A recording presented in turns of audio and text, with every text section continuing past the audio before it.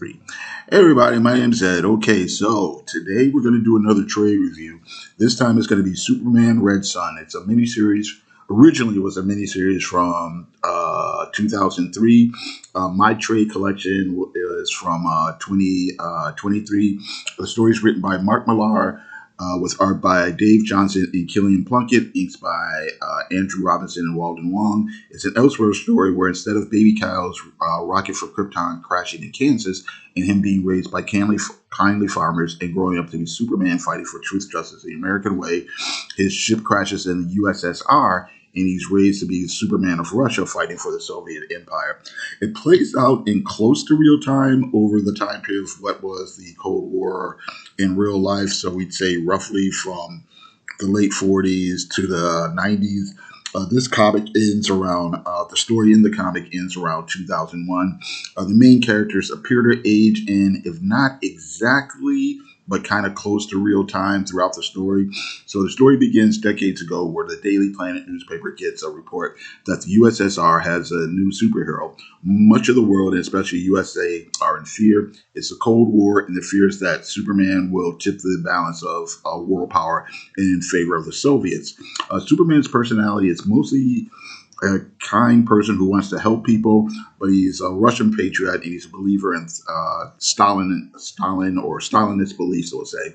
Superman is forced to deal with subterfuge and political infighting and drama within the Soviet Union. He has to deal with Stalin's sons. He also has to deal with resistance from America and also from Russian dissident citizens. Over in America, Lex Luthor is a brilliant scientist who has vowed to take down Superman. We also see how this Superman interacts with Wonder Woman, who's trying to be a diplomat, and Russian dissident Batman. At first, he's resistant to getting directly involved in politics, but eventually Superman decides that it might be the best thing if he does actually take over the country.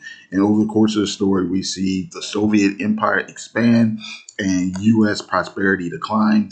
And while the people's material needs seem to be taken care of, Superman seems to use repressive means to maintain control. And over the course of the story, Superman begins to question his own methods. Okay, so now the characterizations of the books are pretty interesting. Superman here starts as a patriot and mild-mannered do-gooder, similar in demeanor to the traditional Superman who generally wants to help people. But as time goes on, he becomes more world-weary and burdened as he begins to grapple with the moral implications of his sometimes harsh actions to bring about a socialist paradise.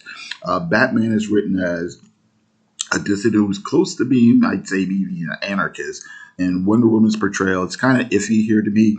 I wish more was done with her role as a diplomat. As she is, she's kind of in the story more as a plot device.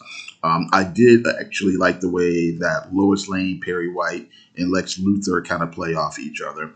Having said that, I do wish they had done more with how certain world events and wars could have been different with Russian Superman. How might the Vietnam War happen, or the 80s recessions across America and Europe, and how, the Gulf War or the Russian invasion of Afghanistan might have played out a little bit differently.